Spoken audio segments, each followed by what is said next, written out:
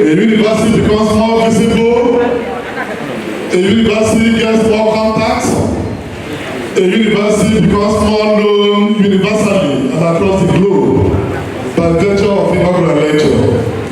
And distinguished ladies and gentlemen, today, ESUT will be delivering the 37th inaugural lecture by one of the best brains in the area of banking and finance in Nigeria. I assure you that today is going to be very scintillating and tantalizing. I can see beautiful faces from inside ESUT and outside ESUT.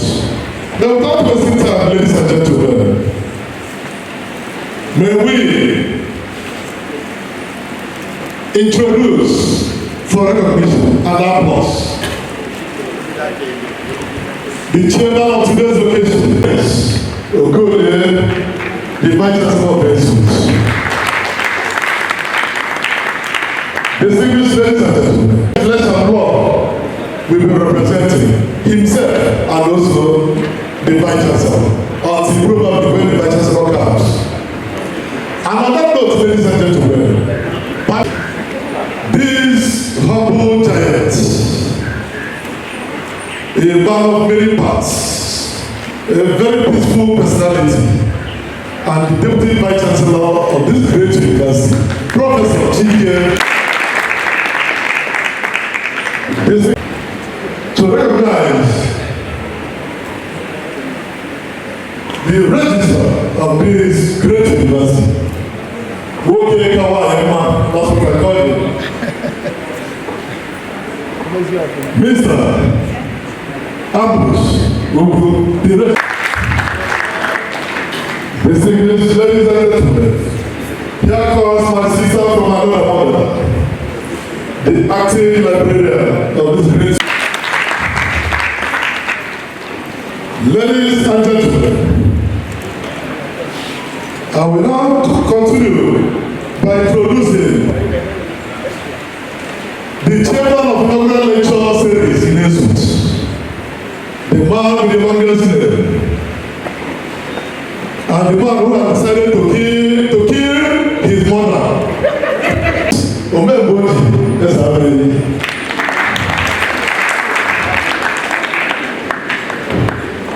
Distinguished ladies and gentlemen, permit me to call on the Professor of Statistics, who just delivered an inaugural lecture.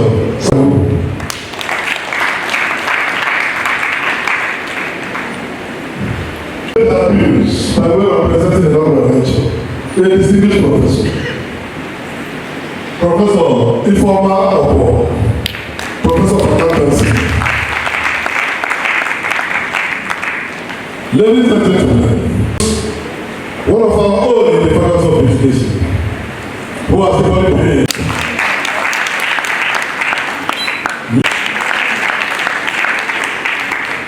Ladies and gentlemen, permit me. Ladies and gentlemen, Professor Julius Onah Auditorium. Distinguished ladies and gentlemen, here comes another lady of honor before us. A former provost, Enugu State College of Education, Technical, former dean, Faculty of Education, former dean, former arts, Professor Ngozi Nama. Distinguished ladies, permit me, what is the PRO for the days and directors? Okay. Well, let me try. Distinguished ladies and gentlemen, permit me to introduce the director of TS, Professor Sonny Udeze. He's a company of peace and conflicts, and former member of council, Enugu State University of Science and Technology. Professor Felix as well.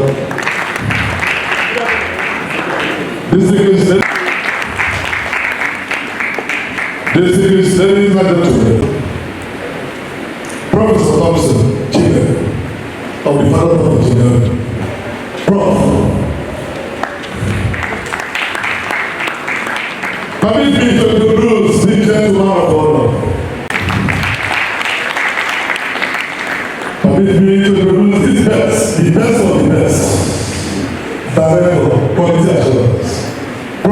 Dorathy Oleka.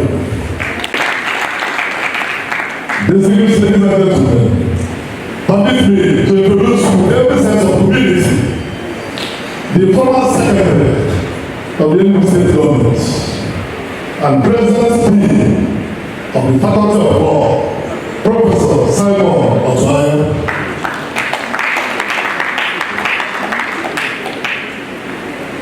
Permit me to introduce the dean of the Social Sciences. Distinguished ladies and gentlemen, I especially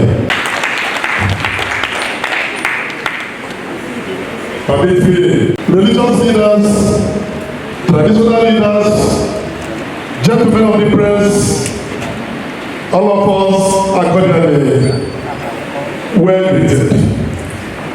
But before I speak over, I have the honor and privilege to introduce our commission, which you are welcome. Distinguished ladies and gentlemen, Professor Julius Onah Auditorium, you are welcome. Another giant in our midst.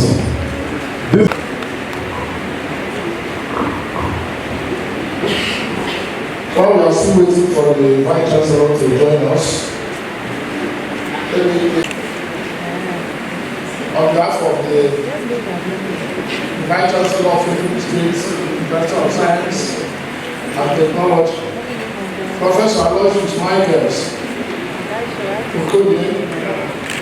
I warmly welcome every one of you who is in this hall to this 37th Inaugural Lecture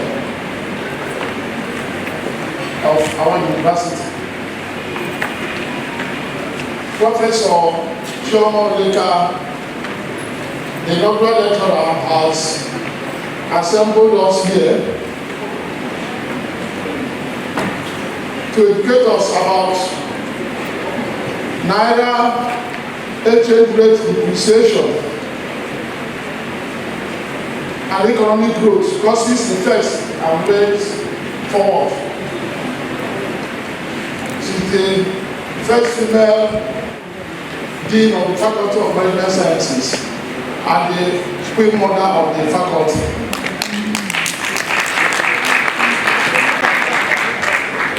As far as the inaugural lecture, she's the only one that will mount this podium to teach us or to lecture us on this topic,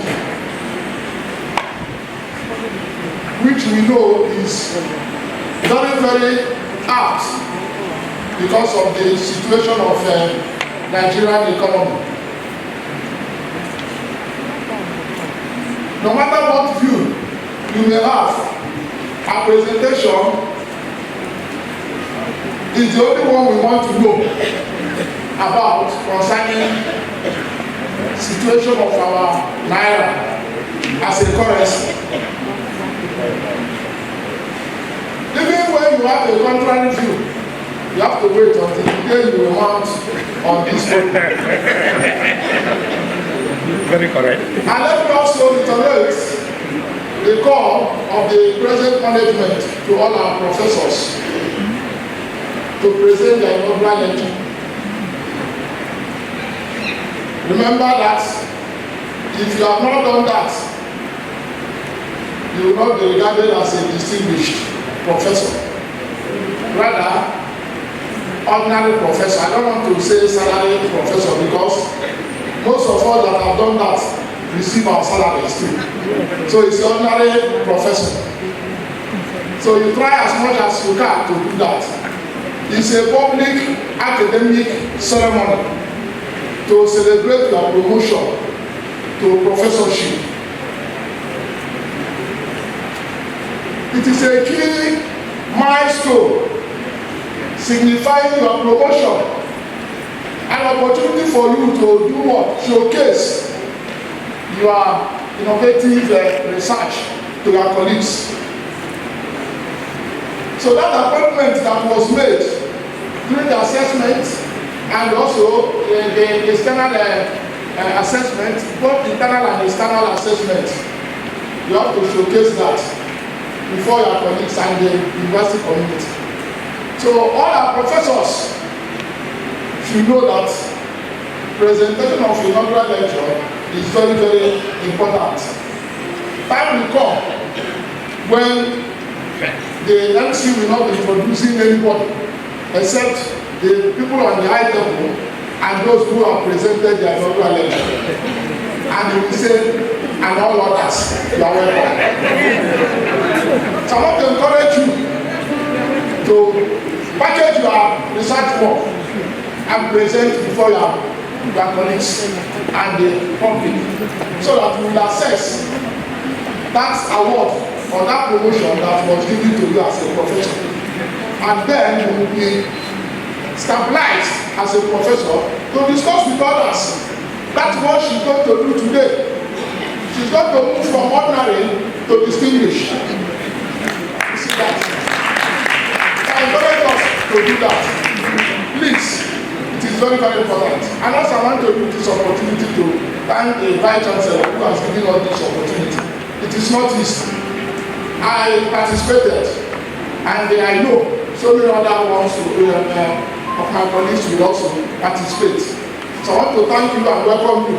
So we will listen to her, she will present it, and all of us will applaud her. Remember, this is an inaugural lecture, it's not a mock senate where you'll be money. This one is that we'll be here rejoicing, clapping hands for her, and promoting her presentation to show that she has really arrived as a distinguished professor. You're all welcome. Thank you.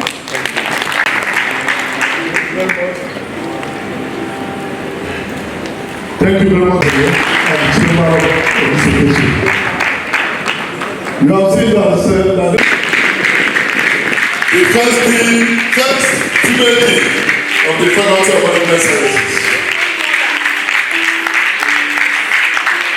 Come here, sir, and remain standing under my instruction.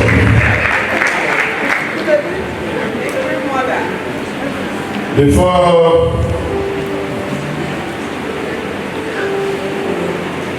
the person standing and getting to see it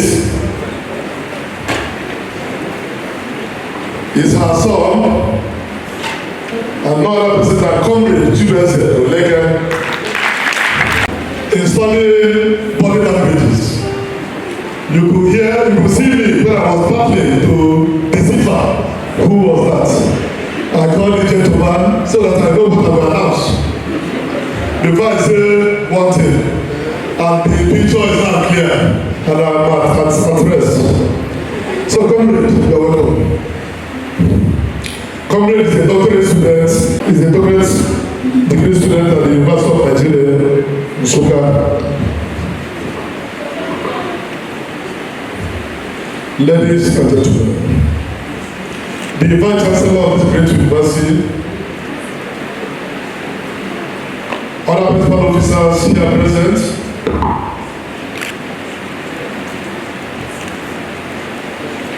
my Lord, spiritual and temporal, leaders of traditional institutions, gentlemen of the press, political juggernauts here present, our esteemed students, fellow comrades, distinguished ladies and gentlemen. I read the citation on Professor Chioma Dorathy Oleka,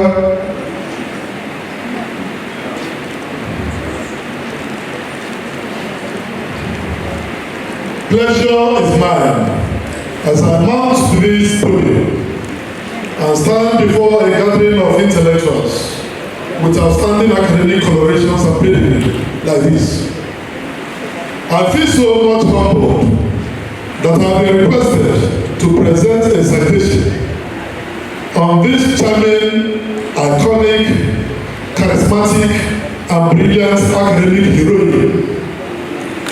Even angels in heaven are filled with joy today and have risen in unison to describe the academic personality standing here as a financial expert, an intellectual diamond,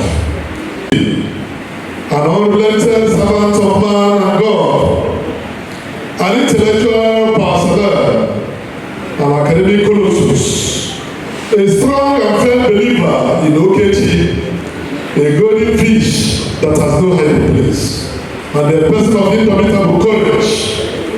Ladies and gentlemen, join me in thanking God for giving us this woman of the moment, Professor Chioma Dorathy Oleka.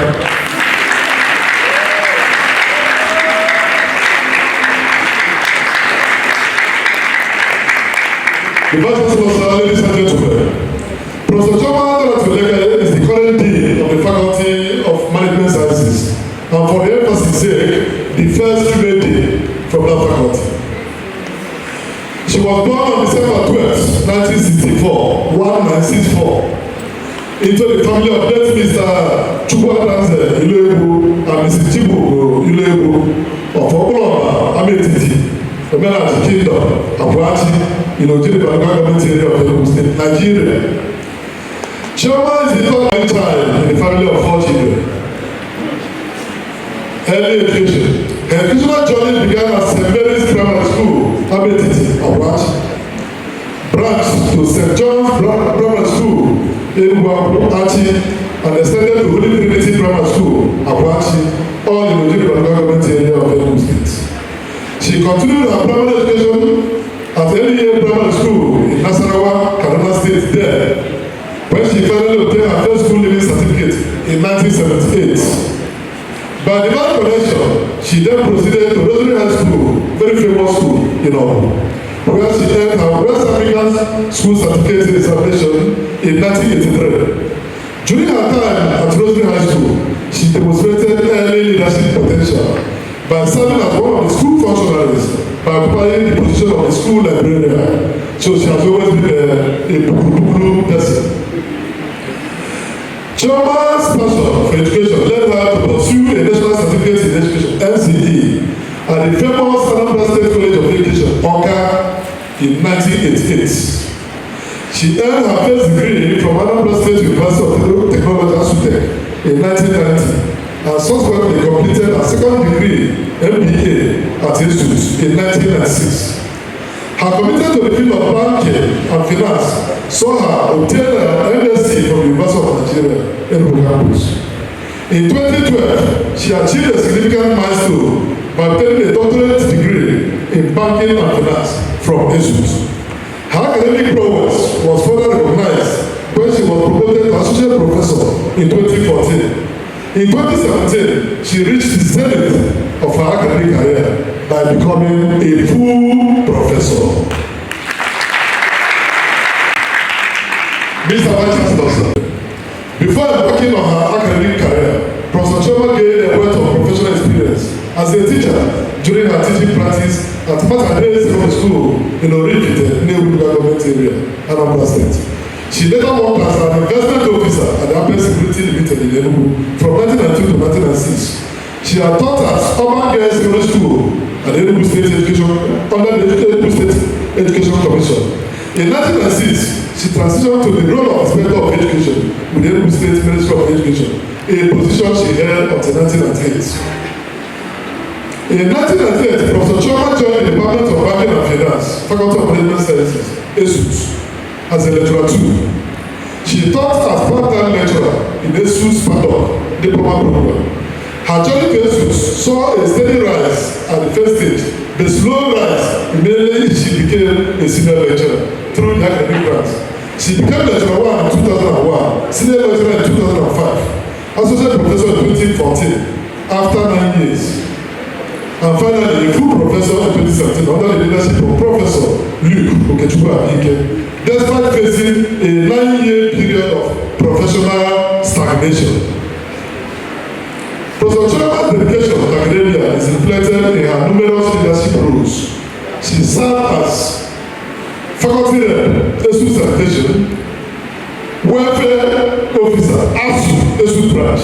Chioma has served and contributed to several committees within and outside ESUT, reflecting her broad influence in the academic community. Such committees include ESUT Certificate Verification Committee, ESUT Venture Committee, Strategy Committee, Academic Board, Chairperson Board of External Examiners, and so on and so forth.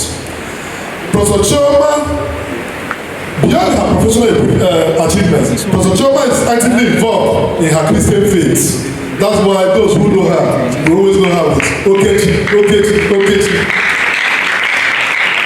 She's a devout Christian, embodying her faith with proud dedication and sincerity. She's a Jerusalem pilgrim. In other words, you should always add JP, Jerusalem pilgrim. And also, she's actively involved in her Christian faith.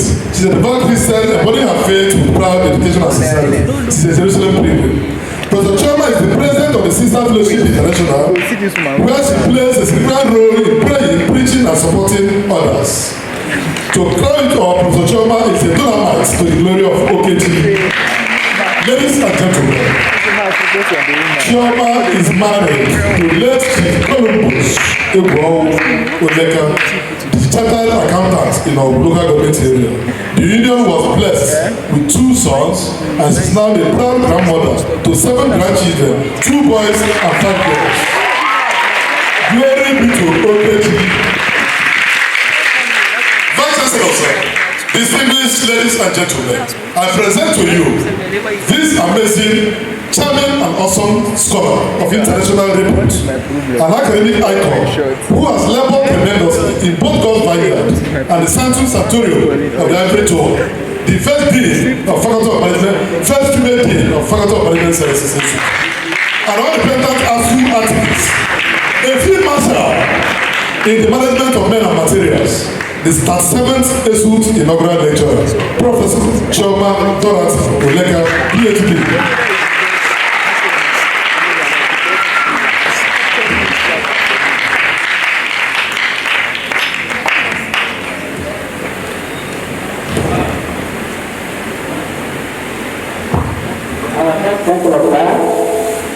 Who is here to take the seat of Professor Oleka, Michael Okoye, our Deputy Vice Chancellor, our DDP, Professor Chioma, our host, who is from my own campus and my mentor for that matter. Then the Provost of College of Nursing, who is just a student, Professor Okoye. Then the editor of this going to university, Professor L. Then the author of Agbani, Dr. Agbani, then the University of Lagos, Dr. Lukuka Enzo. Then the Dean, Director and UPOB of Director Government. Then the distinguished professors and members of students. Then the members of academic staff, members of admin and technical staff, my lord, speaker and temporal, government temporary present here, all brothers of the day, distinguished undergraduate students, young students, students and undergraduate students, great students of Nigerian students, then, gentlemen of the press, ladies and gentlemen, MC has already made my work very simple by giving my profile, but I will repeat that after another language. But I will please make mention of one person attending for primary before the broadcast first few meetings certificate. That aspect is to be clear. But also here, how divinity, humanity, support the other. That's a really matter. Thank you for today to deliver the 37th global lecture of our great university. honestly, I have never thought it through, but it is a thing like this. I was planning, after my DC position, to go for my sabbatical, say I will go down my lecture, and come back in 2025 to do the lecture. Until our digital DC arrived. And then the professor compulsory that all the professors must present their level lecture. Otherwise, you are just professor yes. So the people that you said that, you have 37 are present. 37 are present.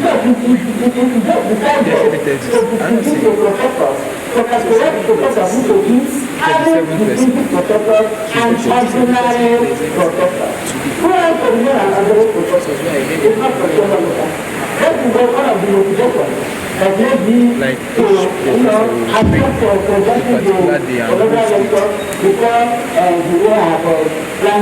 are you following now? Are you following now? Glory be to Okechi. So let's go into the introduction. I am getting started to address a matter of paramount importance.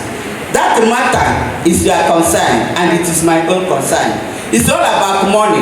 It's all about finance. You know, finance is a fulcrum where all the sectors of the economy revolve for their survival.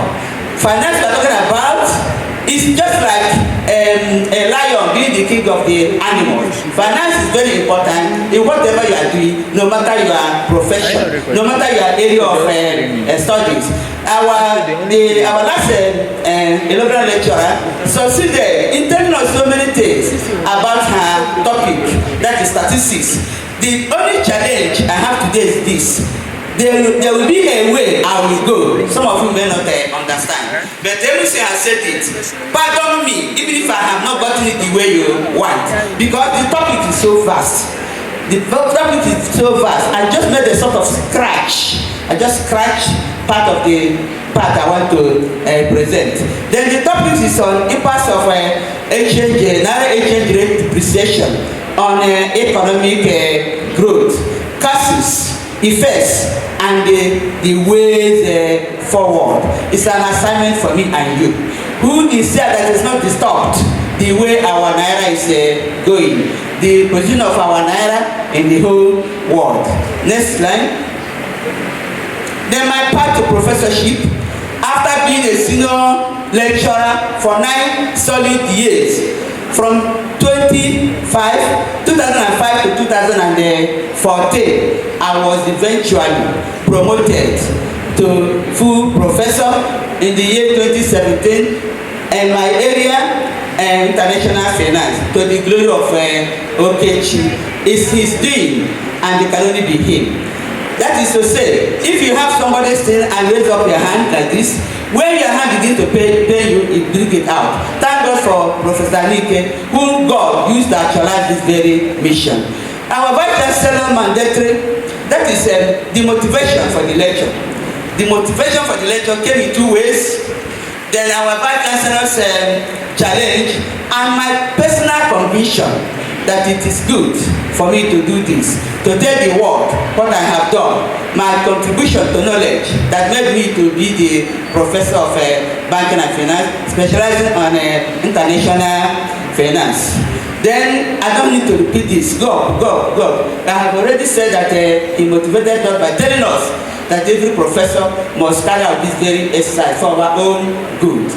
The focus of the lecture topic, that is the selection. I choose to focus on this very impact of naira exchange rate, depreciation, causes, effects, and the way forward. The relevance of this topic is because it is critical to Nigeria's situation. You can see what is happening in Nigeria. You can see the position of our naira. You can see how our naira has been bastardized by other currencies, especially dollar. And the topic is even good to align with my expertise in international finance. Objective: the goal is to provide a comprehensive analysis and propose strategic solution to help policymakers and stakeholders in this nation to navigate the challenges of currency movement. Everybody said they stop. The center cannot go. The economy is just like going the other way around. Then the next line.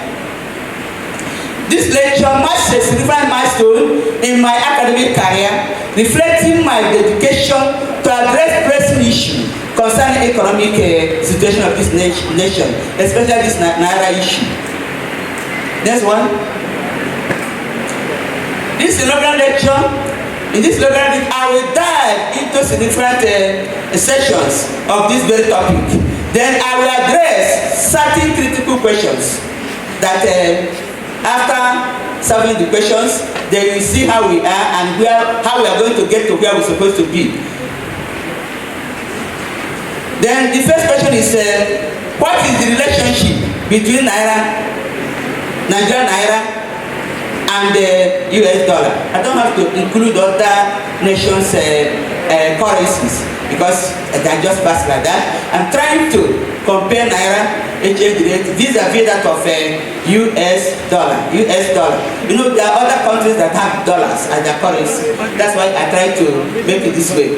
Then what are the effects of Naira exchange rate depreciation on economic growth? Then I use some variables of measuring economic growth. One of them is GDP, inflation rate, employment rate, then trade balance and foreign direct investment. These are the variables of study. Then the next question is, what is the difference and the relationship between currency depreciation and currency devaluation? That's a big mistake. Some countries that don't supposed to devalue their currency went ahead to devalue their currency. Nigeria inclusive is a mistake. It's an economic mistake. There are some countries that are supposed to be devaluing their currency.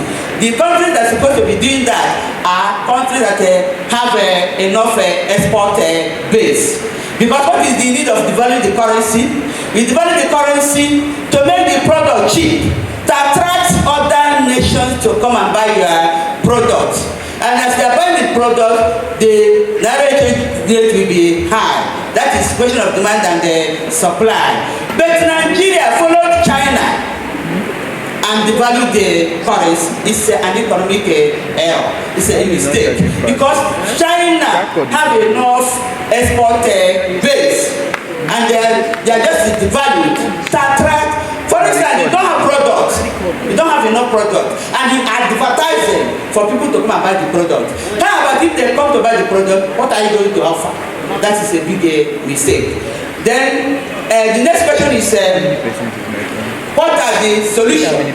What are the solutions to revive Naira exchange rate in Nigeria? That's the ways forward. These are the questions this lecture is going to tackle afterwards. Then before addressing these questions, let us explore the evolutionary stage of payment system in Nigeria, the concept of money. Not that we don't know them before, but you have to show us where we are going and where we are going to get to where we are going. Then overview of Nigerian economy and the historical trends in the Naira exchange rate relative to US dollar. These are the things we have to discuss now. Then just summarize stage of payment system in Nigeria. I present to you the summarized stage of payment system in Nigeria. This way has gone past through many stages. This system has passed many stages, from barter system to what we have today. Then the barter system become even primary school. What barter system is all about? It's a situation where goods we exchange for goods, services for services. You can see what is happening here. Handful tomatoes being exchanged with a bucket of beans. That is exchanging for goods. Next line. Then from there we arrive at commodity money. Commodity money, we use materials like cattle, tobacco, grain, see the cow share, see the cattle. All these things we are used as money in those days. From there we arrive at the money. Played my record it, then found photos of this.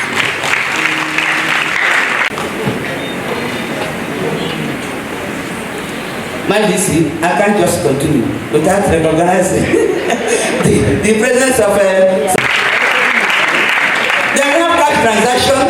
You can see the cash transaction stage. We have coins, we have paper as means of payment. Then we have the banking system proper, the introduction of the use of check, the introduction of the use of check and other payment system. Then from there, I have already discussed this one. You can see money. The money being used as payment system, bulky like that. Then from there, we move into electronic fund transfer. All of us are aware of that one. Making use of ATM, POS to make payment. Our students, I know all of them, all of you are used to ATM and the POS. Then you can see the machine, ATM and the POS equipment to making that transfer. Then next line. Then we have mobile payment system, the one that is done through your phone. One go ask you, do you do transfer? Do you do this and do you do that? That's an improvement. Instead of maybe you're using ATM or POS, you can just use your phone wherever you are to make the transfer, provided network is where you are. Then from there we got into digitalized currency, in other developed nations. Then you can see the digital currency. This one represents transformative development in financial world, offering ways of conducting business without making use of money. It's just like money in your wallet. The only thing is that you are not going to see it, you are not going to touch it, but the value is there. Then there's the digital currency proper. What is digital currency?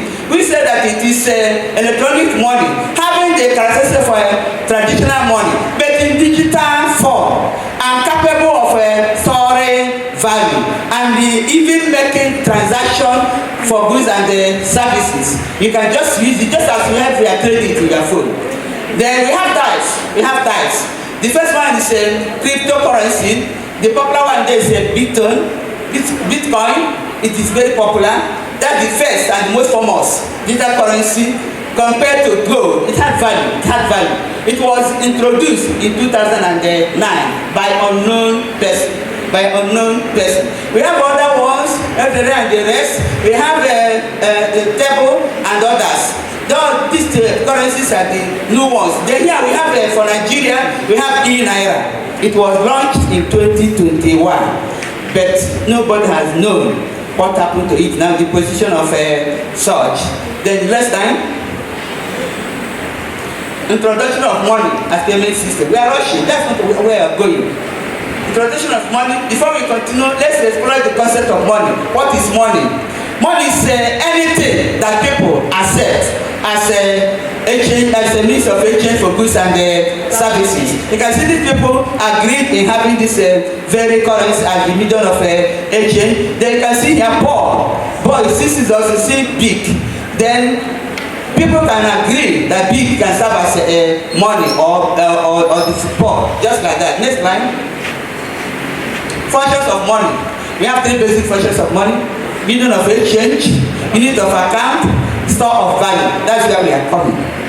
Store of value, maintain value over time. We have to note when money loses its value, it ceases to be money, but ordinary paper. We are going to ask ourselves questions: is our naira still money, or it has become ordinary paper? Then if it has become ordinary paper, what are we going to do? Then let's see the question. I said, is naira still function as sort of value or just an ordinary paper? Then the first about this question. Naira has lost much of its value, making people to question the capability of money as a sort of value. Then, if it continues like this, people will lose their confidence. Naira has actually reduced its purchasing power, but naira rapid loss might bring a very big question to the quality of money. Some people feel that even ordinary paper is becoming more valuable than our naira. All of us are witness to that. Today, you can go to market with fabulous amount of of money. Even Ghana must go to the money. You go to market with that and you come back with few embarrassing items. We women at times, I don't know whether it happens to you. At times after spending the money will be going down, but the goods in your basket will not be coming up. You begin to check if you have overpaid somewhere, or if people has done akara for you.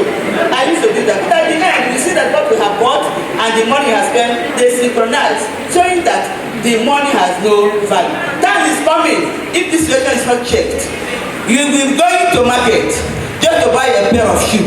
You go with Ghana must go full of money. Showing that the money has lost its value. Let's go.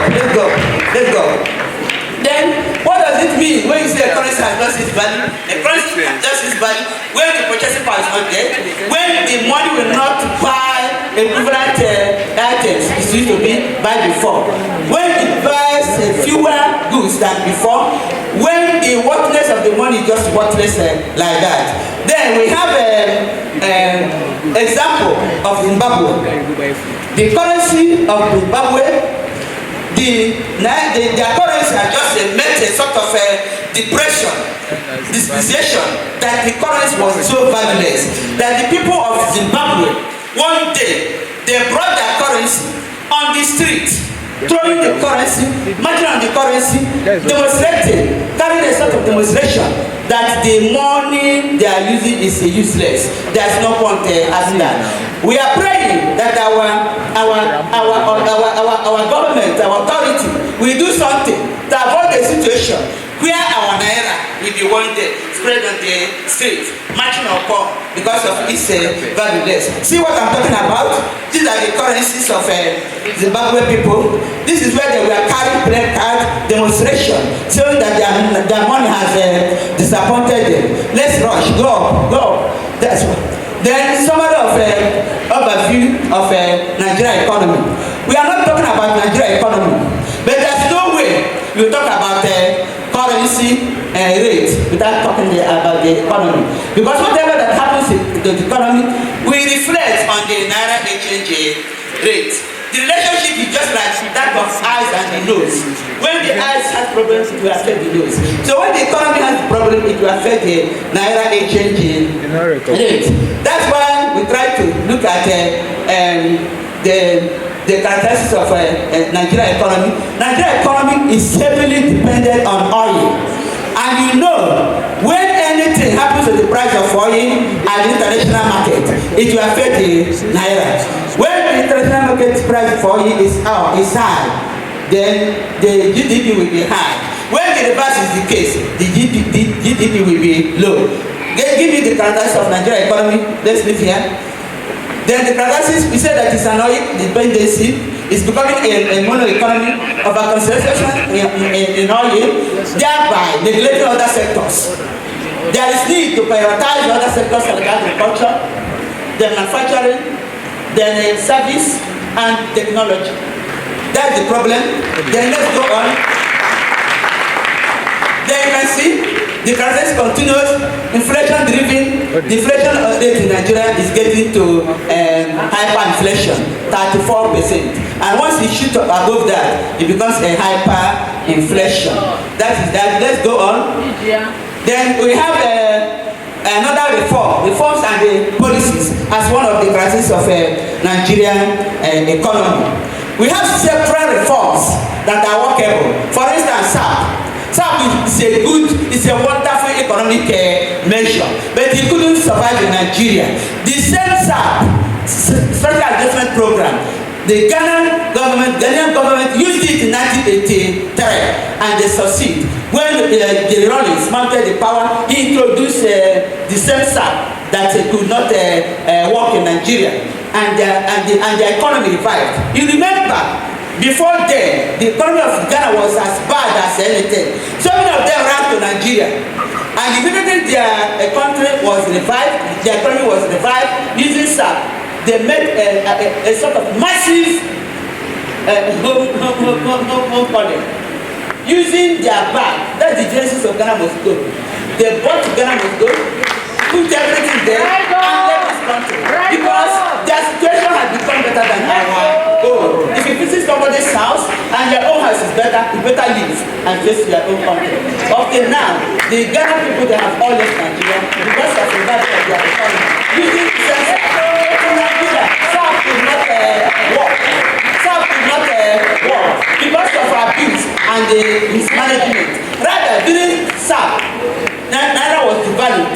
And I told you, a country doesn't suppose to devalue the currency if that country cannot boast of export massiveness. That's the time it can do that to attract colonizers. Then that's the reform of a thing. We have so many reforms. The other one by the banking sector reform, where he tried to consolidate the banking system. The capital base was 25% there. A new capital reform had been out on 1st of which month? 1st of April 2024. A new capital base came out for commercial banks that have international authorization. 500 billion. For national authorization, 200 billion. For regional authorization, 50 billion. For commercial banks, 50 billion. For non-interest bank, that is Islamic banking, Islamic banks, their own is national 20 billion, local 10 billion. These are the reforms. And we have other reforms. We are not talking about reforms, so go on and let's go where we now did a sort of, these are other reforms. Continue. These are the other reforms. These are other reforms.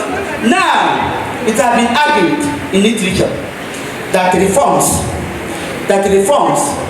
introduced by the government determine the exchange rate of that very economy. Reforms, it depends on how the funds have been handled. Just as I told you, there was abuse in the use of the production of staff in Nigeria. Then, the literature is that the effectiveness of any economy, the position of the stability of any economy depends on the effectiveness of reforms. Then, this idea was brought by Mankiv. Then, to test this, whether this is true in Nigerian context, we conducted an empirical research. We conducted an empirical research. That's why we have Oleka DC, Okolie PI, and Chukwu VM. Empirical investigation of the causality relationship between monetary policy and economic growth. You can see the journal. Go on and show us our finding. The study used an ex post facto design from CBN 2000 to 2015. Then using monetary policy variables, GDP then we use the kind of causality. Lower interest rates we are found to be to stimulate economic growth, while higher interest rates tend to hinder such. There's no time for explanation. I can have explained what I mean, but you're supposed to know what I mean. Then changes rate and the exchange rate and the GDP. Relationship between exchange rate and the GDP. Then a weak exchange rate, it's obvious now, was associated with higher import costs and the potential inflationary pressure, negatively impacting GDP. The money supply and GDP. There was a significant positive relationship between money supply and GDP. Increased money supply supported economic growth. That's here we are talking about. But caution must be observed that excess money supply can breed in inflation. The best bet is moderation, because excess money will bring inflation, whereas shortage money will bring deflation. Neither deflation nor inflation is good for any economy, because inflation begets deflation, and deflation begets and the other one begat that. Because if you are a farmer, you are farming, and the product you are producing, there is nothing like maybe increase in the price of that thing. You will be demoralized. You will not even go to farming again. Then all of us will go back to the market to buy. That's another story for another time. Maybe when I will do my thing. Then we have recommendation there should be adaptation and consistent implementation of suitable monetary policy, the one that should support economic growth. Just as I said, all of them are workable, but it depends on the environment and handling and implementation. None is useless, but the environment where it has been conducted. Let's go on. We are still in recent reforms. No. We are free to stand. Go on. Then growth rate over the past years. We started from 1986. Reason SAP. Things have been working in Nigeria as far as our research is concerned until the introduction of this very SAP of thing. You can see our GDP 1986 1.0%. Then 1987 minus. Why the minus? SAP. Because of recession due to introduction of a SAP. We continue like that. Then we get to 1993 to 1999, political instability brought the situation that way. Go up again and let us see what happened during the COVID. There's no time. During the COVID, where is COVID here? You know, during the COVID, so many economic activities we are stepped down. Then we have what is called knockdown. See the impact of knockdown. See the impact of knockdown. See the impact of knockdown. 2021 3.8 minus 1.8% because of COVID. That is to say, external factors can even destroy the value of naira, because this COVID-19 was an external factor. Then the situation was just like reviving on the 2021 3.6. Let's go on and get another place. Then we have for 2021 projection. It was projected between 3.5 and 4.0. The actualization of that depends on the implementation of the reforms and the external factors. You can see how the GDP was presented. You can see the movement. The movement is now shooting. Get another line. Then we are now into checking the exchange rate. That's the summarized presentation of historical exchange rate, both for black market and the official rate. We have it here. Can you see? In 1993, when naira was introduced in Nigeria, it was fixed. That is to say, dollar has not even qualified to up to naira. We have $1 for 658 kobo. $1 658 kobo. It continued like that. Do you know the reason? There was nothing like a dual interest rate, just one rate. One rate had been serving until we got to 1986. Then they have they dualize the exchange rate. That's the time we begin to have a black market. You can see the effects of black market. Now we have 1996.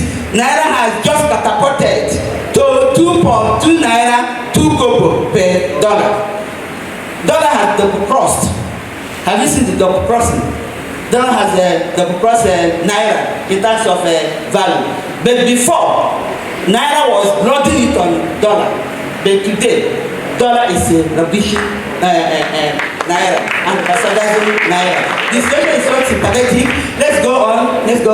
Then, you see where we presented the movement. 1973, $1 for 658 kobo. Then this $1 is now 2 naira then until we moved and we got to this place. This is official rate. Then we have 2024 official rate at the time we started this work. $1 755 naira. $1, which means if it go up, then the story continue like this. This is a black market. This is black market rate. That's the one that is alarming. That is one that is truncating. You can see for 2024, our naira exchange rate is 1,480 around June, but today presently government is about 1,700. 1,700. $1,700 naira. Then we are still using the naira. We are still holding the naira consciously, as if to say it has value. Even if you are a billionaire, with the rate it is going, then you are not a billionaire. You are just a zeronaire. The naira has expressed human depreciation against this naira. You can see that we have already finished this goal. You can observe the problem. You can observe the problem we have. Then you can see. Can you imagine? Handful dollar. Watch out. Handful dollar. Few pieces. See the Ghana must go. Loaded naira to be exchanged with this little handful naira. The situation is worrisome. The story is worrisome. Because of that, because of the worrisomeness of this situation, we carried out another investigation to see the solution. Let me end. That's where we got worried of how the naira exchange rate had been bastardized by dollar. Then we begin to explore this in Nigeria. We conducted another research to see the responsiveness of exchange rate to economic growth. That's why we have Oleka DC and that's it JO 2017. Responsiveness of exchange rate on economic growth. Evidence from Nigeria. See the paper there. Let's see the funding. Then the methodology we used, you can see that correlation coefficient model to analyze the relationship. They see our funding. There is a linear relationship between exchange rate and economic development.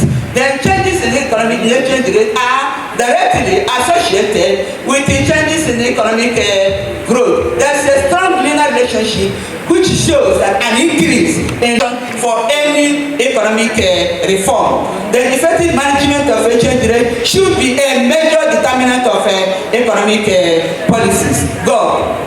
260. Then 261. Wow.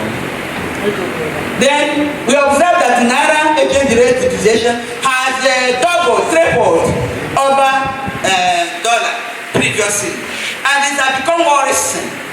We are worried. Hence, we conducted another research, empirical research. This time around, Oleka DC, Osai VI, and Dubai HS 2024. The impact of naira exchange rate depreciation on economic growth in Nigeria. Go up to show us our finding. Then forget about how we conducted it because of time. That's why we conducted that. Just let's go into our finding. Then we have to look at factors that influence exchange rates. Factors. We have seen that oil is one of the prices. It's one of the factors that determine exchange rates. We have the neglect of non-oil sector. Agricultural sector has been neglected. The manufacturing sector has been neglected. The service sector, education and stuff have been neglected, and so on and so forth. You can see inflation rate. If you can see interest rate, any position any of these things will affect. Will be a factor that will determine this. Then, for the summary of this, because of time, you can see insecurity. Insecurity is one of the factors that affect our exchange rate. That's of dollar. Scarcity of dollar. All of us are permitting dollar to be scarce. Anything foreign, we are all mad in foreign goods and services. See $1, only $1. How many hands? How many hands? Dollar. Everybody dollar. Why can't we make our naira to be valuable? Yeah, valuable like that. So many hands we go for our naira if we do something. If we improve our export base and arrest the security situation in Nigeria, nobody wants to invest in a situation where the person's life is not safe, the money is not safe, the resources are not safe. This situation we have in Nigeria has caused many flights, many capital flights. Yes, sir. More flights. So let's go up. Let's go up. How I wish one day every hands will go for naira. It is possible. It is possible. With okay, all things are possible. we have enumerated that that almost all the factors that affect economic growth affect equally exchange rate. Then we carry out another investigation to find out what we have observed, how it was in Nigeria. Oh, okay, that is where we did the work. We have Oleka DC, AES, and the body CC, there is blessed memory, 2012. We analyze the relationship between foreign exchange rate and economic growth in a developing economy, which Nigeria is one of them. Then see the journal up. Then look at our finding. Forget about the method we use. We use multiple regression. There's no time to explain. Get us to where we have the findings. Then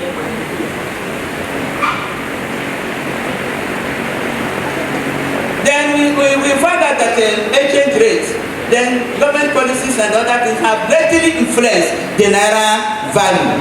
Then out of these economic factors, we went to ascertain how direct investment, we have singled out direct investment, foreign direct investment, to know how it affects exchange rate. We took another research, go up. That's where we want to know the impact of foreign direct investment on exchange rate. We use ordinary list pair to do the work. Then let's see what happened. Then give me the answer. Then however, the specific sector, you are repeating what I have already said. Then the specific sector, as I said, happen to be now on agriculture and communication, because we have already ascertained that foreign direct investment have negative effect on exchange rate for so many reasons: insecurity and the stuff, instability in the government. It made so many foreign direct investment to close up, and that thing caused capital flight. We have already established that fact, and we are now trying to know the particular sector that favor the foreign direct investment, or the foreign direct investment impacted on. That's why you have agriculture and communication as sector for the analysis. See how we did the work. Show us the answer, the findings. That is the summary of finding. We now have this that foreign direct investments have significant negative effects on agriculture. They did not even help in agriculture. That's why the GDP of agriculture have been low like that. Then FDI has significant and positive effect on communication. They prefer the communication sector, resulting in high GDP and the FDI inflows. Money we are coming from outside to inside because of communication. They stop communication lucrative. That's why they were like concentrating on communication. How I wish agricultural sector could have been made lucrative so that the foreigners will come in and they join in farming. Join our agricultural sector. By so doing, we have enough food. We have employment. That will no longer be maybe a penta for 4,000 case begin. See our recommendation. We recommended that there be increase of FDI in agriculture to boost GDP and create a job. That's what I just said. Then enhance the attractiveness of agriculture and communication sector. Make agricultural sector attractive. Build infrastructure for agriculture. Create roads for farmers. Give farmers security. So many people have deserted farming because of insecurity. Then let's go up. The currency exchange system in Nigeria. Hey, that's where the problem lies. We have five current exchange rates in Nigeria. That's the thing that gave room for speculators, foreign exchange traders. Number one, we have official exchange rate. This one is set by the government. We have investor, exporter, window, whatever, exchange rate. Then that one is determined by the factors of forces of demand and the supply. Go up. We have another one known as bread change rate. You know the change rate. That one is given by licensed currency exchange operators. And if you look out, you see that not every section of the Nigerian country have been allowed to be trading on that. One special people have been allowed to be trading on this. One special people have been given license to trade on this. Show me, and I will not go further to avoid maybe after this lecture. My two hands will become one. Let me it will be out of record. Let that one be out of record. If in a primary school a small boy made a sort of debate and made some careless statement, that school was closed and teachers were arrested. Who am I not to be arrested if I do otherwise? So let's suspend this there. Then we have remittance. That one is for people abroad. When they bring their money to Nigeria, their rate is different. Then we have another rate, the bad rate, parallel market rate. As the name implies, black market rate. That's the people that cause problem in our currency. Then, if you can unify, there's need to unify this exchange rates. Be it official rate, be it whatever rate, be it the parallel market rate. Let it be a single exchange rate. So that by then there will be no room for somebody to buy the official rate and come to black market and triple it. You can see our exchange rate in black, the brown, and the official rate, maybe 460 naira. Then getting to black market, it will be 1,000 something. That is making abnormal profit, making heavy profit. But when these 5 exchange rates will be unified, one single exchange rate, even if it's for government official purchase, for any exporter, there will be no room again for black market or no black market. It will, and the objective is already on the pipeline. But it came up since 2021. Up till today, it has not been unified because some people are getting out of it in the expense of the public. Then let's go up. Then let us look into the exchange rate policy in Nigeria. We have 2: floating exchange rate and fixed exchange rate. There's a debate about which one works. Then the workability of any one of them is dependent on the environment in the country. A country that has enough export base supposed to fix their currency, but a country that has weak export base like Nigeria should go for flexible exchange rate, that is floating exchange rate, where the forces of demand and the supply will control the price. But you don't have enough material, just as I said, and you are fixing the rate. Why are you fixing the rate? Let me tell us, there's no way you force exchange. It is not forcible. The only thing that will make exchange to move or go up is availability of goods. Demand, just like the forces of demand and supply, the higher the demand, the higher the price. If naira goes up to high level now, you see naira, the exchange rate will follow suit. The exchange rate has no alternative than price. After all, why do you want a country's currency for? Is it for the fancy of it? Is it for the fancy of the currency? The answer is no. You want the currency of a nation to use that currency to buy the goods and the services of such a nation. So when Nigeria have enough to offer, automatically our naira will go up. It will follow just natural things like that. Then we now take that debate in literature. We carried out an investigation on that debate, whether floating is better or exchange or fixed is better. Then go up and see our work. Then the controversy is still on, the debate continues. See where we started the debate out. Then Oleka DC, and 1 MI 2017. The responsiveness of Nigerian economy to changes in exchange rate policy. We have two policies, as I said, fixed exchange rate and flexible exchange rate.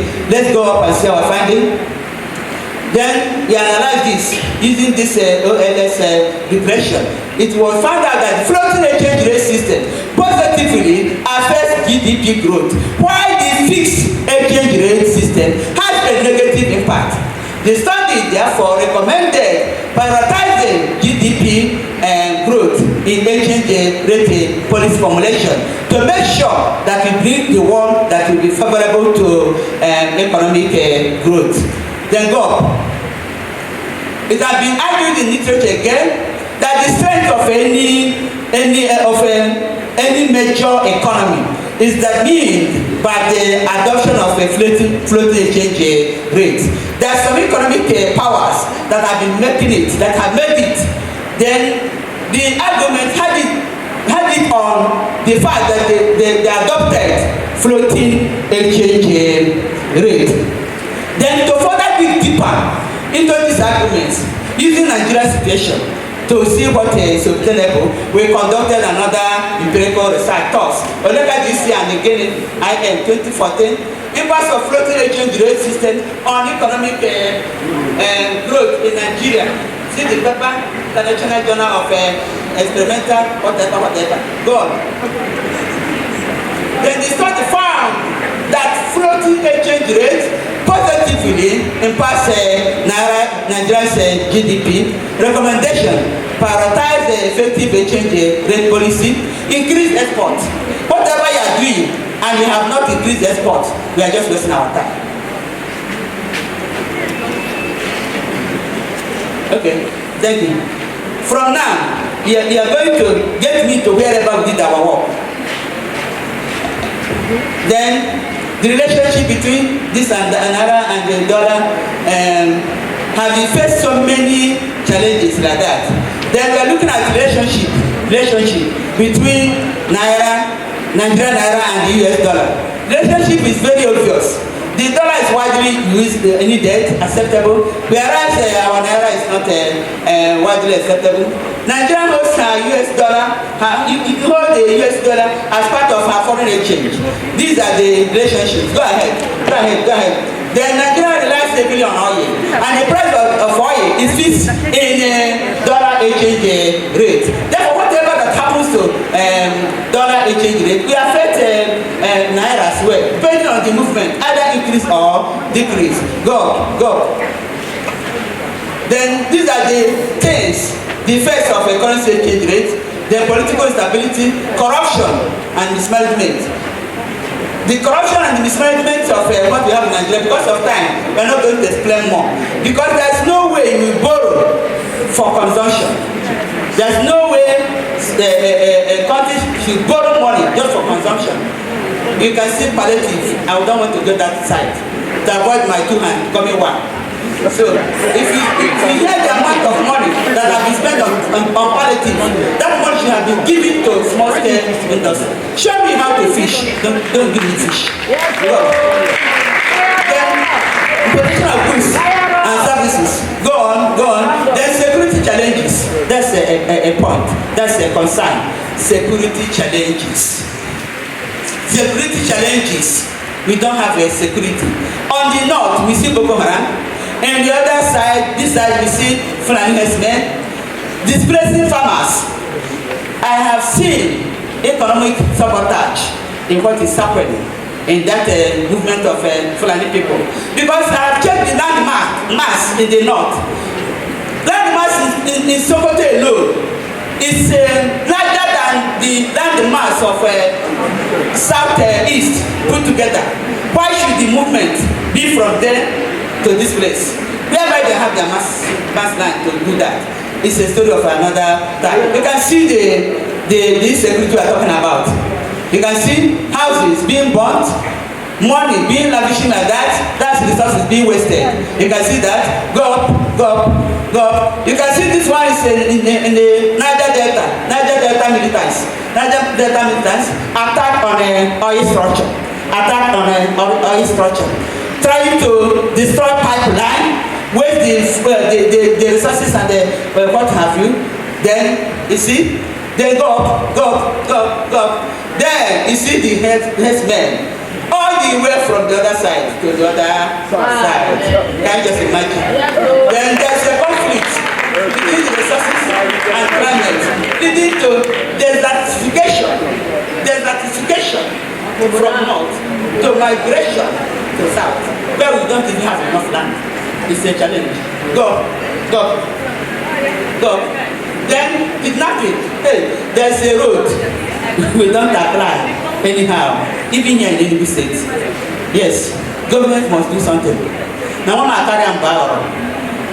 Yes, government must do something because we have already known the specific spot where those kidnappers used to stay. My friend's husband was kidnapped. They took him to the bush. Walked miles. The man was wearing his shoe. Then after that, the legs swole like that. And about 30 million was paid for his release. Now he's abroad, treating himself. It's a story all of us have known. Don't just pretend to say that Chioma Dorathy said. We have known that the kidnapping issue has been a challenge in this very nation. So let's go ahead. Then even in the north, we have a sort of conflict between Christians and the Muslims. Christians and Muslims, killing going on, everything, and the thing is scaring away the foreign investors. The situation is scary. Foreign investors are moving back. Even the home investors, they are closing up. The thing is affecting our naira exchange rate. Then we talk about the abandonment of oil refineries and selling out of oil blocks. Yes, abandonment of oil refineries. The problem started from day one. A newborn baby said that his bad luck started from the day the mother delivered him. Instead of giving the first water into his mouth, he dropped the water first on the ground. The problem here started from that is the multinational corporations, Shell, Chevron, then Total, who came into Nigeria since 1960, and none of them has a tangible refinery. None of them, because I know if any of them has built refinery in Nigeria, they couldn't have allowed such to collapse. As Nigeria has collapsed the 3 refineries we have in Nigeria, one in Kaduna, one in Port Harcourt, one in Warri, none of them is working. Rather, the government is now comfortable exporting crude and importing refined. And it is in the refined that the profit is fine.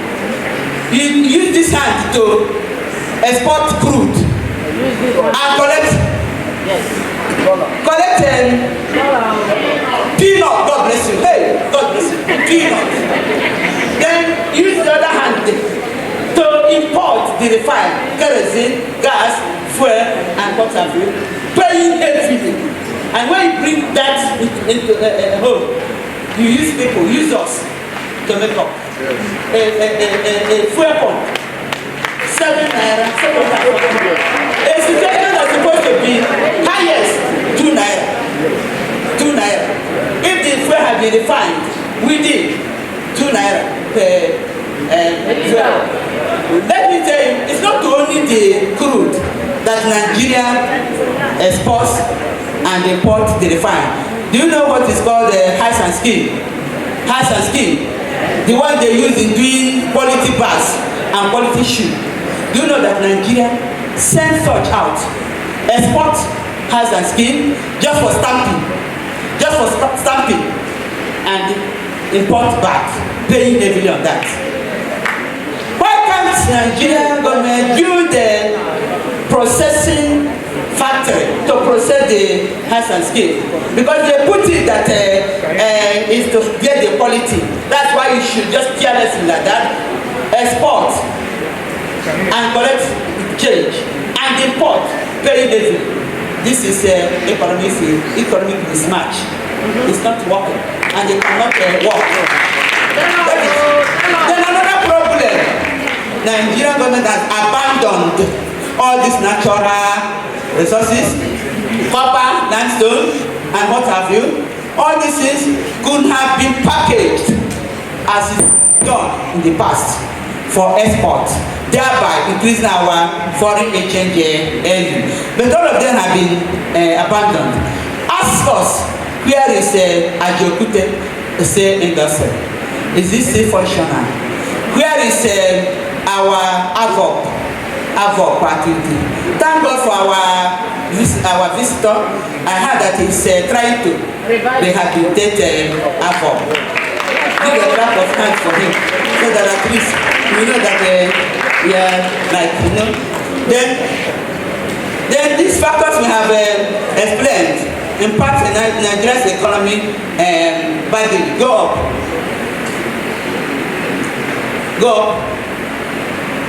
Then COVID, we have said it. The impact of the COVID. Then it stopped, it reduced demand in oil and prices. Because of that, the Nigerian oil revenue decreased rapidly. There is a very physical deficit and foreign exchange shortages. That's the problem. Go. Then go. Let's go to conclusion. That we have a lot to discuss. Let's go to the solution. We are just using two solutions. Okay, sir. Okay, solution. Okay, let me to solution. Get me to solution. That is way forward. So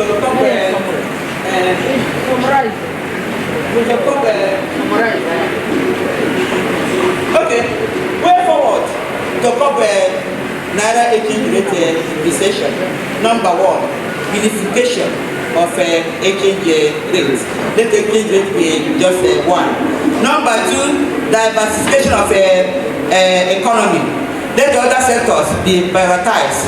Number three, security challenges. Let these challenges be arrested. By so doing, you see that even foreigners will come in to invest in Nigeria. And there's another investigation we carried out. There's a debate in the literature which says that AI can help arrest Nigerian depreciation and other depreciation. And we carried out a research on that. And we used the countries that have succeeded in doing that, Venezuela, then China, and other countries, India. And we discovered that they made use of AI, artificial intelligence, and they succeeded.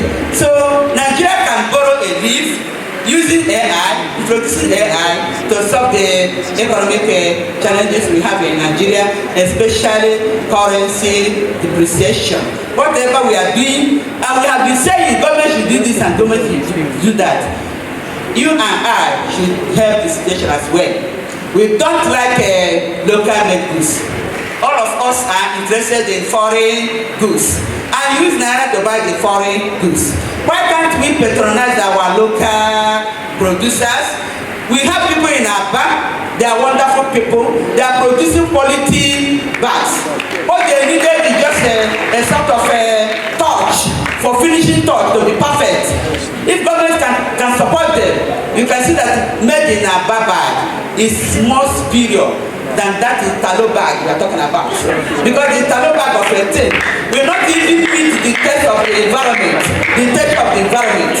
Then before you know it, you have not even used the bag, it will begin to fail. Then acknowledgement. I have taken your time. Let me just start the acknowledgement this way. In the first place, I want to thank our Vice Chancellor for giving all of us this very opportunity, for coming to ESUT to change the image of ESUT. I have to acknowledge my late parents. They started the journey. That's why I said that if there's time, I could have told you how the journey started. But the summary of it all is that not minding my little beginning, because of richness, let me not say poverty. Are you getting? Yeah. Because of the richness of the environment, I attended the 4 primary school. Getting to this primary school, They will send me away because I have not paid the school fees. I will go home. Then and wait. After maybe the closure of that is term, I go to another primary school. Then from there, I go to another primary school without even taking the exam because they used to sack me from school. I only paid the school fees for the final, for the examination class. Then from there, just like that, then God brought somebody in my life, and that person, like no joke, let me say it. Anyway, let me leave it like that. God brought somebody who took me and put me into secondary school, Rosie High School up.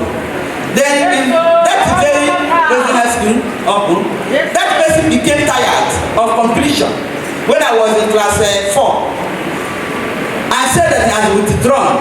The family said that they have withdrawn, and sure they withdrew. The principal of the school, Mrs. Elizabeth Onwara, took it upon herself and told me, don't worry, I will give you a meal ticket. I will give you a meal ticket. She asked me to come back to school. I thought she could have made me a housemaid. She said, no, go back to dormitory and complete. Then I went back to dormitory and I did I got my school certificate and WAEC. I thought it was over, not knowing that it wasn't over. Another person took over and said, okay, continue and finish up. I went to College of Education, just like that. In College of Education, I was going 0, 1, 0. Do you know the meaning? And you know the meaning now? 0, 1, 0. I was serving a girl of my type, washing my undies, doing everything just for her to give me the handout to read. And after reading the handout at Dr. College of Education, I will sit down to explain what I have read to her, and she will give me money because of the explanation. Marking, she was the owner of the handout. Then I continued like that until I finished my GCE. When I finished my GCE, I thought it was over. Not knowing that it wasn't over, I got married to the father of my son.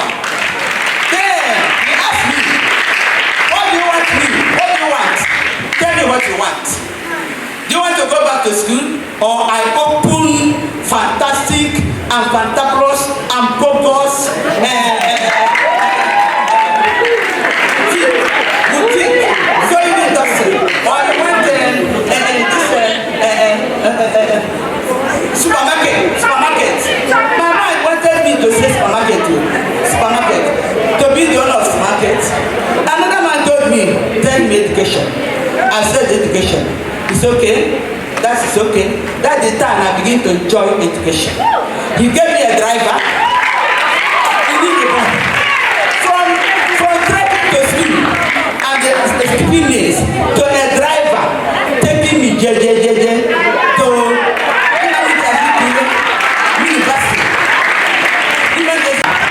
Yes, I read like a queen at as if the saints are not ended.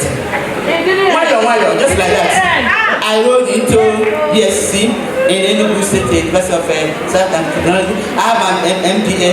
To the glory of God, that's why I told you that God used humanity to take me to where I am today. Then here in ESUT, I will not forget to acknowledge Professor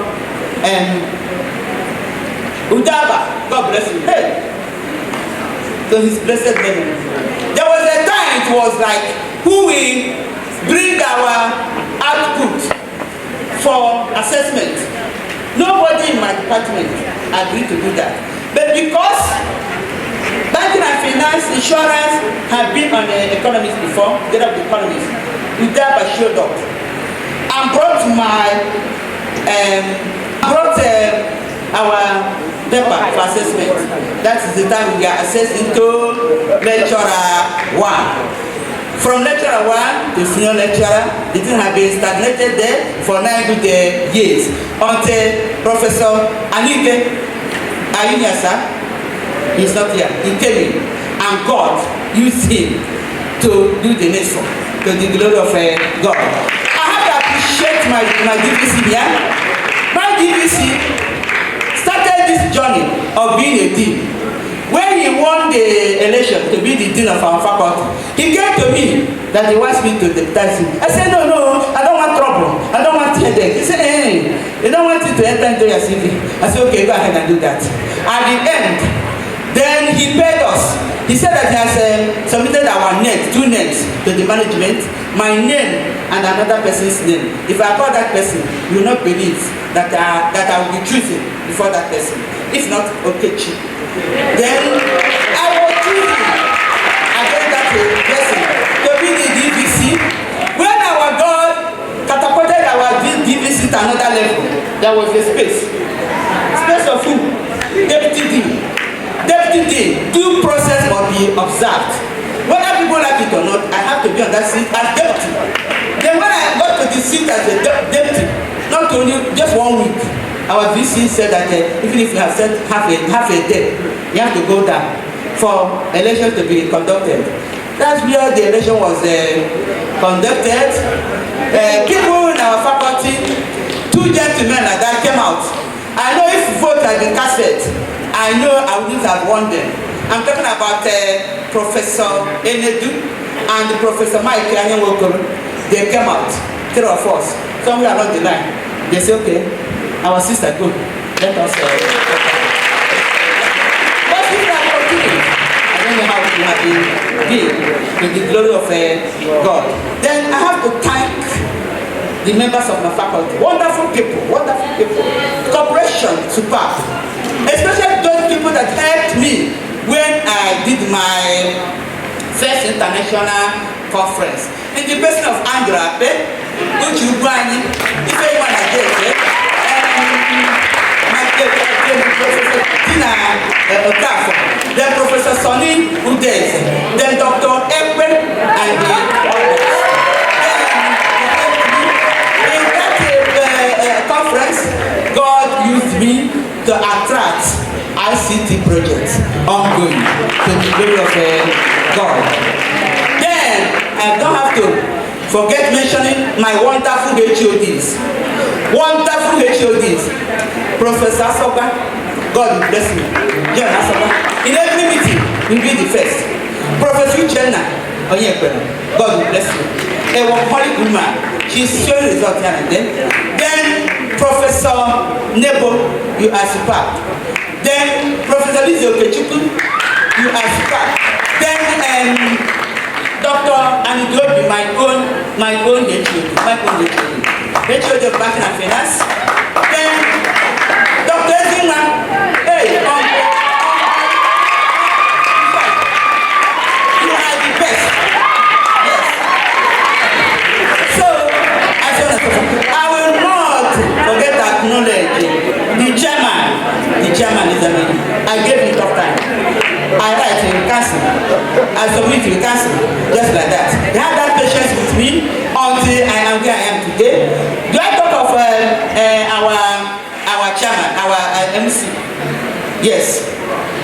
Professor Agoba, whose mother had just been lying in he said the other one killed the mother. I don't know who killed the mother.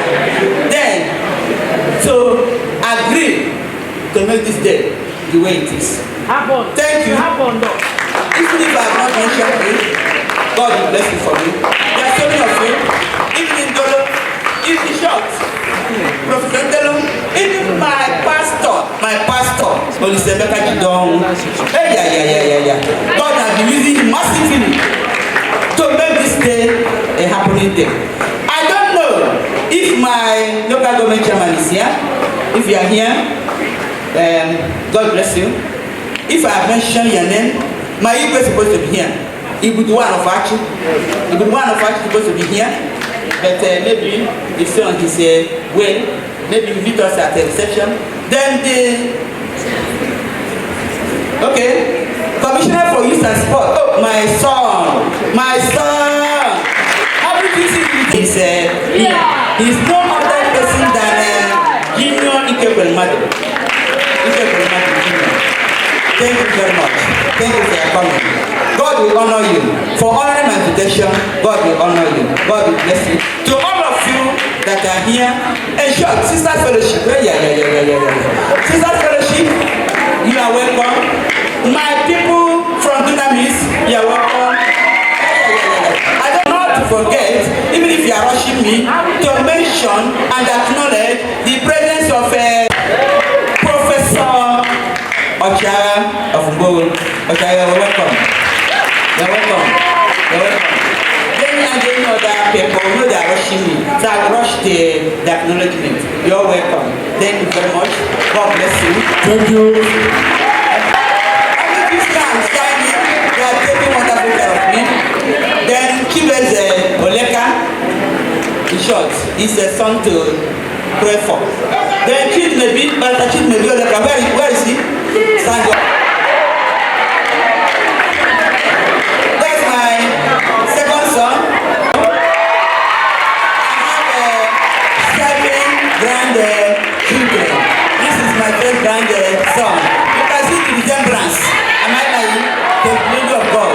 I said, God, who has made this so? To him alone, you are the glory. I have to acknowledge Tobias Amen, Dr. Tobias Amen, wonderful person. Oh, my native God. Oh, yes. Dr. Tobias Amen. Constituency, Honorable Engineer Dr. Onah Auditorium, represented by his ace. Please stand up here if you are for him. His ace. Yes, you can see them at the back. You can see them at the back. Thank you very much. Thank you. Ladies and gentlemen, the chairman of today's occasion, you have seen the Vice Chancellor has come and has left, but the Deputy Vice Chancellor is here, seated in flesh and blood, and being the work of the chairman. I call on Professor Professor Agbani, the chairman of the inaugural lecture series ESUT, to come and make his presentation. Please, a round of applause for Professor Agbani.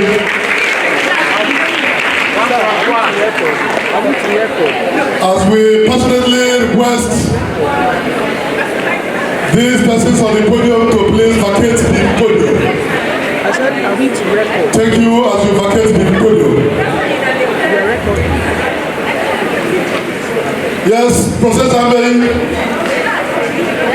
Yeah, please, can you vacate the podium? Thank you. Yeah, thank you. Thank you. Professor Agbani, the microphone is yours. ESUT among the rankings of the university. You see how we are soaring up, because this inaugural lecture is making us to be visible. I made something to Jesus for that feat. So I want to call up the latest inaugural lecturer in this globe, Professor Chioma Dorathy Oleka.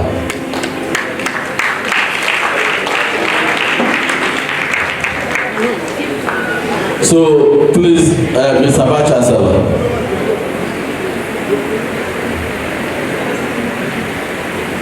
Mr. Vice Chancellor, permit me to allow for the cutting of this inaugural cake. This is a special innovation by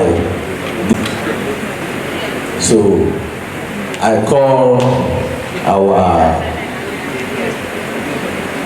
acting librarian to come and witness that cutting.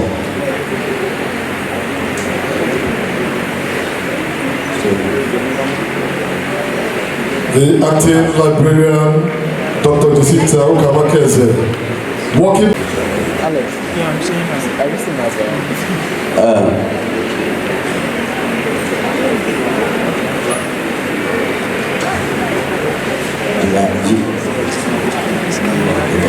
Hell, we call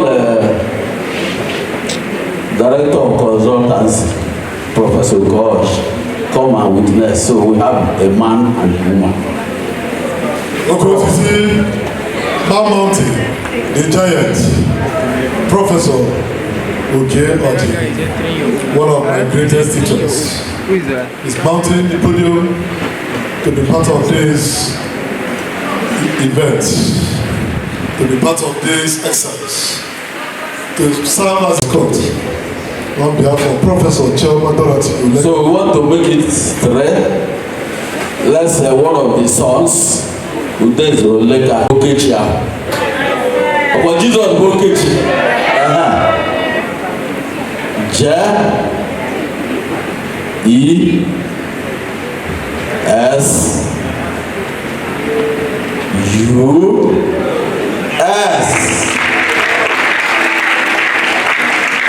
Tell us what you have said. Thank you, Mr. Vice Chancellor, distinguished academics.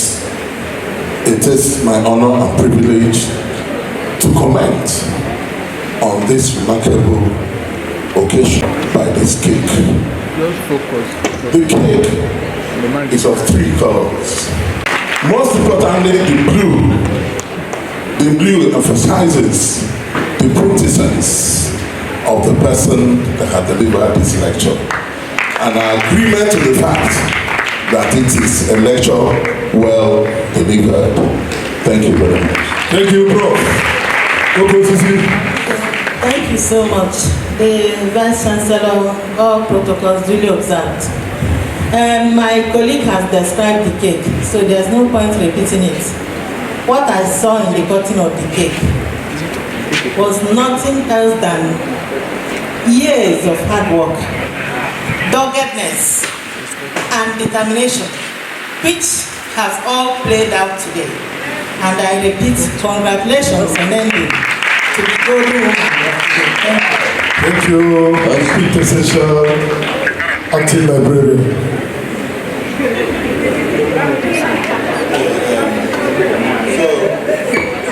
I think the cake simply signifies resilience. She's one woman that I know that is quite resilient and has come very fine life despite her circumstances. And I always tell people, and I say, for me, my mom remains my benchmark for an ideal woman.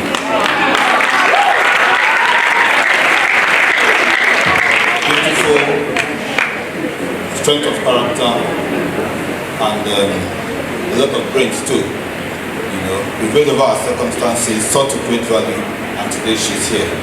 So, not just to describe or narrate what I've witnessed, I would also want to say that it's a part of our inaugural lecture, and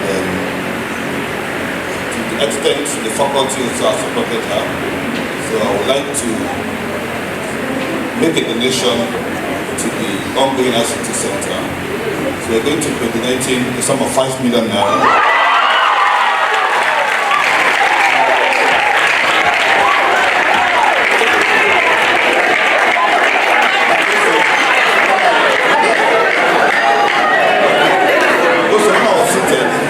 I saw some young parastatals in the team, you know, who are doing some kind of foundation on behalf of the faculty. So also they need to them another sum of 1 million. Thank you very much. Please do something to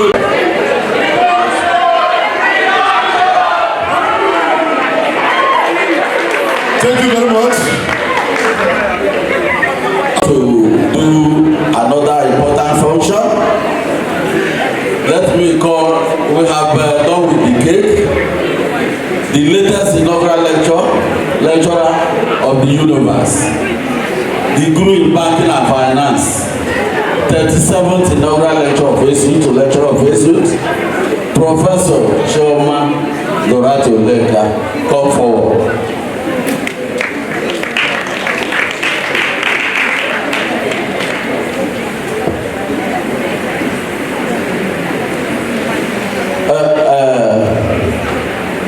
We know that after this lecture, you will have visitors who may need this book. On behalf of ESUT, I present 50 copies of this book to you to use as your a private, as you demand after this. Congratulations.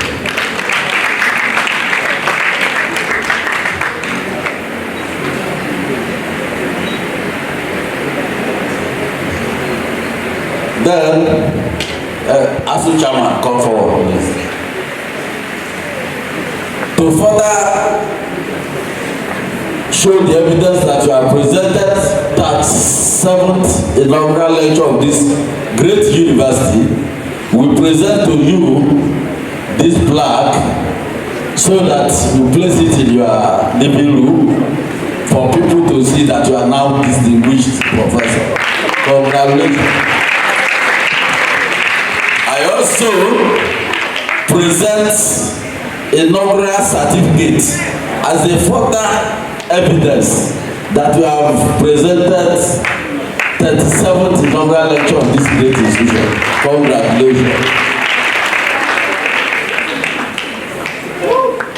Thank you, Mr. Chancellor. I'm done. Thank you, gentlemen. The day is well spent, but we have every cause to permit me now to call on the Vice Chancellor here to tell us who will present the vote of thanks.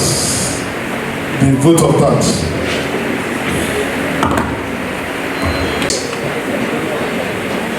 There's no way we'll exhaust everything concerning Naira exchange rate depreciation. If you allow Professor Chioma Oleka to continue, we'll be here until evening. And I know her very well. She can talk. So that's why we are asking her to stop. It's okay. Even she wanted to forget her family. I want to thank her for what she has done. At least when she was saying that, I was checking the money I have in my pocket. That the money was going out. But she said the money has no value, it's not ordinary paper. So I want to thank her and also encourage us, the next person, to do what she has done. Let me just tell you that this is a pure academic program. It's pure academic program. Not next time, the next person will bring cake here. If you will bring cake that will attract what this one attracted, we will allow you. We will allow you. Not when you come the cake, you share, we eat, and all of us will go. If you know that your cake will attract what the Oleka's son did here, we will allow you to do that. So I want to thank her. At least she has now become a distinguished professor. And how do you treat distinguished professors? It's not just prof. Just say prof, if you have your cap, say prof. I should be walking majestically. Say, hello, how are you? How are you? But if you are an ordinary professor, prof, how are you? Just be going. I want to thank her for that. And please, I want to apologize also. You know, the Vice Chancellor came here briefly. They have another meeting at ESUT Business School, ESUT Business Council, that started by 2. So she had to go. You know, she came back from Abuja this morning and rushed to this place to join us, just to give honor to our first female dean in the Faculty of Management Sciences. The vote of thanks now, the next inaugural lecturer, Professor Oleka of College of Medicine, should come up and they give the vote of thanks.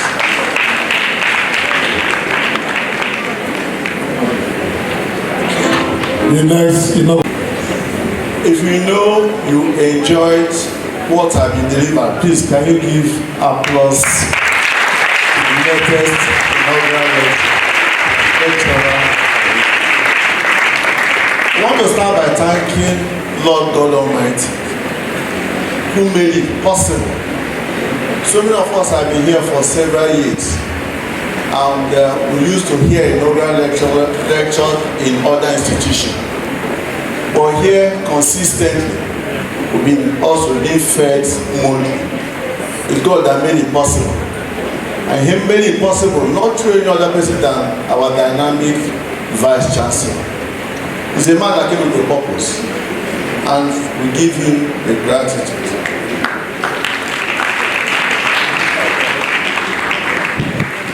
When my late provost came and called and said, look, the Vice Chancellor is demanding that everybody, every professor have to start giving inaugural lectures. In fact, I said we have to draw, but I can tell you consistently since April, when our Deputy Vice Chancellor gave his own inaugural lecture, there's no month that passed. And I also, I will be delivering the one of next one, and also September is already there. So please, let's give applause also to our Vice Chancellor. A lot of applause to us at this time. And also, he's not doing it alone with the principal officers, our Deputy Vice Chancellor, the registrar, the provost, and our able acting librarian. We want to thank you and show appreciation for the direction you've given us, and you're also leading us in this institution. We want to thank the past inaugural lecturers that you have shown the light and we are following the way. We want to thank all the professors in this institution, the heads of departments, the deans, the directors and heads of departments, for us to keeping the light shining. All the dignitaries, the commissioners, we thank you for honoring this occasion. We want to thank everybody that come here to honor not just the lecturer, but also this institution. And our latest lecturer, you set the ball at a higher level, and you have brought a lot of firsts. I'm sure that this university will not forget this inaugural lecture, not just only for the quality, but all the panache that you also put into it. Thank you, man. Thank you for all you have also done. Finally, I want us to use this opportunity to invite each and every one of us on the 29th of August. That inaugural lecture is going to be a lot of first. That's the first time we are going to have an inaugural lecture that's inside Enugu, not within this environment. It's going to be at ESUT College of Medicine. So you don't need to start coming to Agbani. We're going to be at the end. And also it's the first lecture that we're going to have that is going to concern us specifically. Our lecture talks about our fund, our finance. We're going to talk about our health. And what also is going to affect you, how it's going to help you to live better. So I expect all of you to be at ESUT College of Medicine on the 29th of August, 2024. Thank you. Thank you, Professor of Medicine. Distinguished ladies and gentlemen, before we draw the curtain for today's occasion here, permit me to humbly recognize a prominent academic figure that just entered, immediate past Provost, Enugu State University of Science and Technology, College of Medicine, who has been here, also Professor Frank Ezu. Prof, thank you. A gentleman personnel. Distinguished ladies and gentlemen, the time is flying like an aeroplane. We really need to go for prayers, closing prayer, but before then, announcements. Announcements have been mandated to announce by the planning committee that every Tom, Dick and Harry here present will move down to that convocation pavilion. We are everybody, both students, staff, invitees, everybody will be entertained. Rice and stew, very plenty there. Thank you as we move down there. Now, chairman of the occasion has readjusted the program a bit. Now we have group photograph here before the closing prayer. For the high table members alone, they come to the stage here with our celebrant today. Yeah, with the other inaugural lecturers, but the pictures will be in badges. Let principal officers, immediate family members, and the inaugural lecturer take. After that, then those who have done the inaugural lectures will now come and take. And we pray and we move to rice and stew, very plenty.